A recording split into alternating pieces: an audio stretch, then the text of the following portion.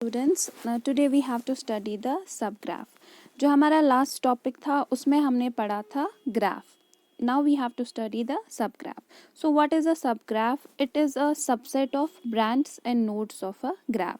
तो आपके पास एक ग्राफ होगा, तो उस ग्राफ का आप एक सब ग्राफ भी बना सकते हो. Rather I can say many सब ग्राफ्स. और उन सब ग्राफ्स में क्या होगा, वो एक सबसेट होगा उसी एक ओरिजिनल ग्राफ का. उसमें ब्रांच होंगे, उसमें नोड्स होंगे ग्राफ के, और किस तरह से होंगे वो, किस तरह से आप सब ग्राफ्स को ड्रॉ कर सकते हो. अकॉर्डिंगली हमारे पास टू टाइप्स है. We have a proper subgraph and we have an improper subgraph. So the figure A on your screen, it represents the original graph. ये आपके पास एक ग्राफ है, तो हम इसी ग्राफ का सब ग्राफ, प्रॉपर सब ग्राफ देखेंगे और एक इम्प्रॉपर सब ग्राफ देखेंगे. तो सबसे पहले हम देखेंगे प्रॉपर सब ग्राफ. तो प्रॉपर सब ग्राफ क्या है? जहाँ पे ब्रांच एंड नोड्स जो होंगे वो लेस देन होने चाहिए ओरिजिनल ग्राफ से. तो ये आपका जो ग्राफ ए है, it is an original graph. और जो ग्राफ यहाँ पे बना हुआ है, दिस ग्राफ, ये एक प्रॉपर सब ग्राफ है.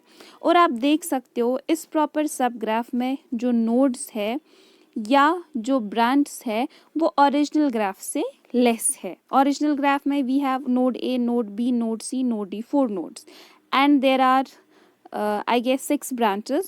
So जो आपका proper subgraph है, that is having lesser number of nodes or lesser number of branches compared to the original graph. One more way we can draw the proper subgraph. ये भी आपका एक proper subgraph है. See, this is A node, B node, C node.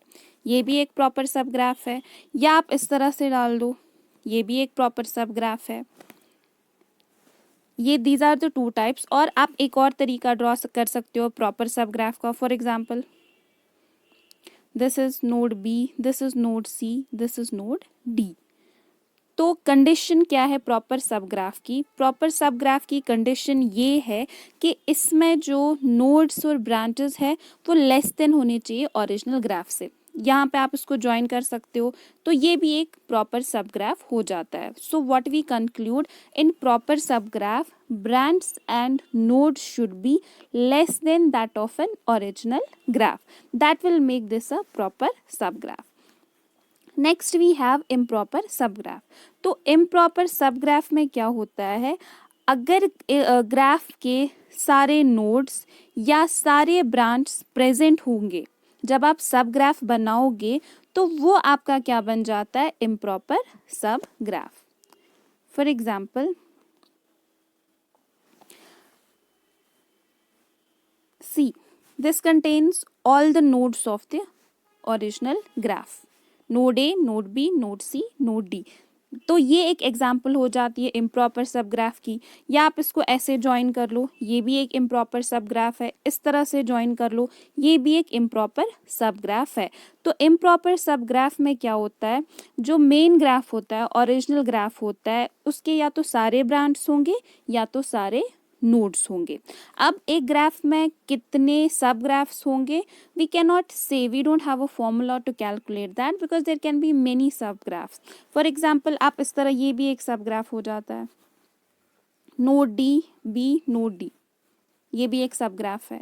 तो आप बहुत सारे सब ग्राफ जो है, there can be many subgraphs, and in those subgraphs there can be types. या तो वो प्रॉपर सब ग्राफ हो सकता है या तो वो इम्प्रॉपर सब ग्राफ हो सकता है. Now we have one more type that is called a spanning subgraph. Spanning subgraph जो है ये एक ग्राफ का टाइप ही है, लेकिन इसकी डेफिनेशन क्या है, इसमें क्या होता है, it consists of all the nodes of an original graph. यानी आपके पास जो ग्राफ है, दिस इज द ग्राफ. इस ग्राफ में कितने नोड्स है? 4 नोड्स है, node A, node B, node C, node D.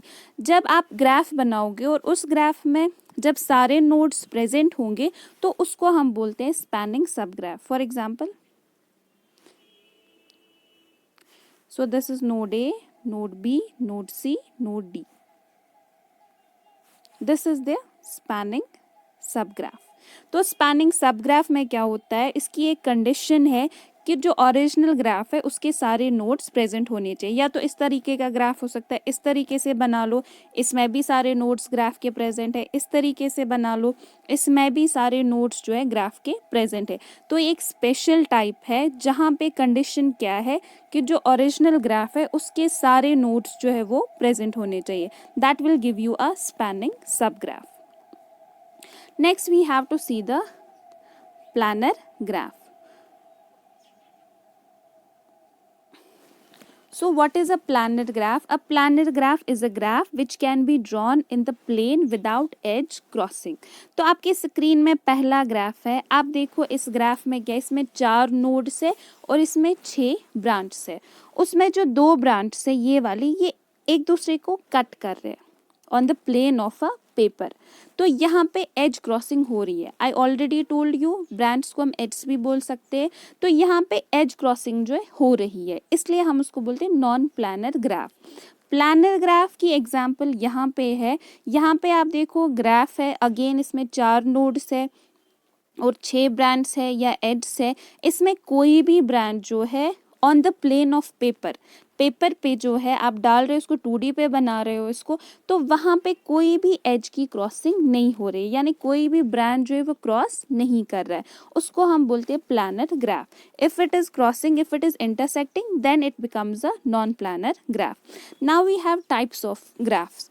So we have directed graph, या डायरेक्टेड ग्राफ का दूसरा नाम है ओरिएंटेड ग्राफ। दूसरा हमारा टाइप है अनडायरेक्टेड ग्राफ, या इसका दूसरा नाम है नॉन ओरिएंटेड ग्राफ। अकॉर्डिंगली हमारे पास तीसरा टाइप है कनेक्टेड ग्राफ, और है अनकनेक्टेड ग्राफ्स, और हमारे पास होते हैं complete graphs. So first one, this is the directed graph, और you can say it is a oriented graph. So as you can see on the graph, जो आपका डायरेक्टेड ग्राफ होता है, डायरेक्टेड ग्राफ की डेफिनेशन कैसे हम देख सकते हैं, अगर हर एक करंट की डायरेक्शन जो है स्पेसिफाइड है ग्राफ में। यू सी जो आपका ये ग्राफ है इसमें 6 ब्रांच है और हर एक ब्रांच की करंट दे के है, करंट की डायरेक्शन स्पेसिफाई करे। करंट I1 इसकी डायरेक्शन भी दे के, I2 accordingly I6 I5 I4, हर एक करंट की डायरेक्शन जो है दे के है।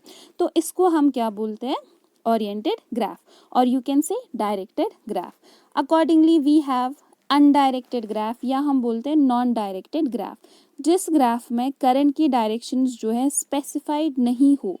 That type of a graph is called as non-oriented graph. As you can see in this graph, let me name it as graph B. किसी भी branch में current की डायरेक्शन जो है वो दे के नहीं है। So this makes it a non-oriented graph. Now we have one more thing, connected graph.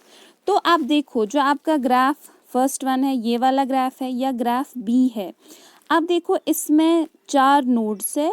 आप किसी भी नोड के पास जा सकते हो, आपके पास एक वे है, एक कनेक्शन है, एक पाथ है ट्रेवल करने के लिए एक नोड से दूसरे नोड तक। For example if I have to travel to node C, I can go from D to C, or I can go from A to C, or I can go from A via B to C, or I can go from A via D to C। यानी मैं C node के पास किसी भी दूसरे node से travel कर सकती हूँ। इसी तरह B नोड आप देखो, B नोड पे भी आप ट्रेवल कर सकते हो, चाहे वाया D हो, वाया C हो, वाया A हो, या A नोड पे भी या D नोड पे भी। यानी जो ये ग्राफ है इसमें हर नोड के अगर आपको ट्रेवल करना हो, if you have to move from one node to another node, there is a way, there is a path already through which you can travel and reach that node.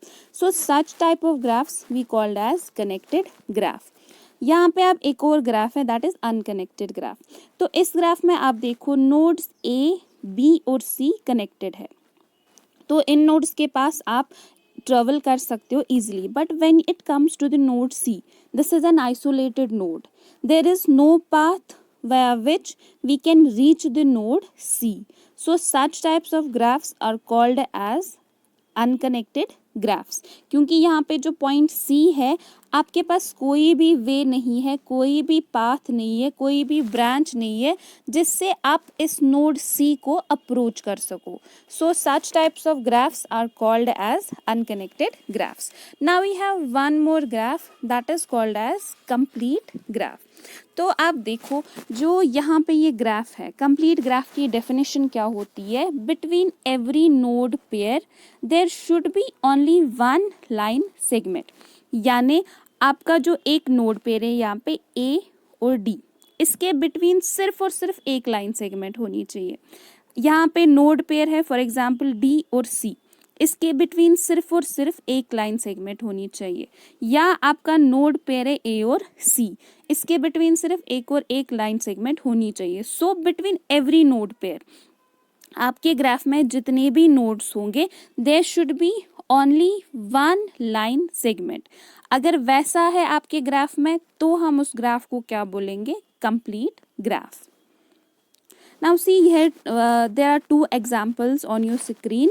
We have to see whether these are complete graphs or not. So let me move to the first one.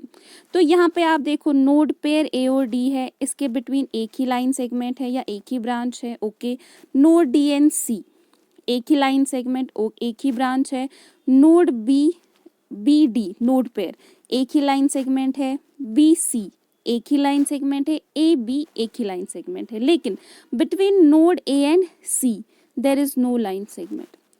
Complete graph की definition क्या है? हर node pair के between एक ही line segment होनी चाहिए. लेकिन यहाँ पे एक नोड पेयर हमारा ऐसा है ए और सी जहाँ पे एक जो लाइन सेगमेंट है वो मिसिंग है. तो जो पहला ग्राफ है वो हमारा इनकम्प्लीट ग्राफ है.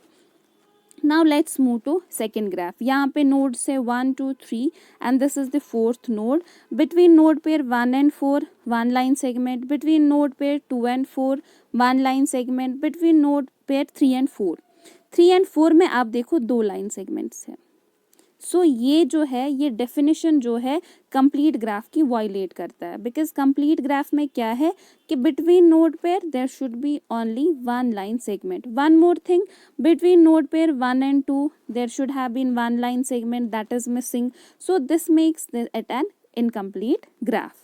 Now if you want to calculate the number of branches for a complete graph, we can calculate it by this formula n into n minus 1 divided by 2, where n is the number of nodes. But ये formula आप सिर्फ एक complete graph के लिए इस्तेमाल कर सकते हो. जो आपके complete graphs होते वो of course आपका connected graph है. For example ये जो आपका ग्राफ है ये connected graph है, ये connected graph है, लेकिन रिवर्स ट्रू नहीं है. आपका जो कंप्लीट ग्राफ है वो कनेक्टेड ग्राफ है, लेकिन कनेक्टेड ग्राफ कंप्लीट ग्राफ होगा that is not always true. So ये जो आप फॉर्मूला लगाओगे ये सिर्फ आप कंप्लीट ग्राफ्स पे लगाओगे, ये कनेक्टेड ग्राफ्स के लिए फॉर्मूला यूज नहीं होगी.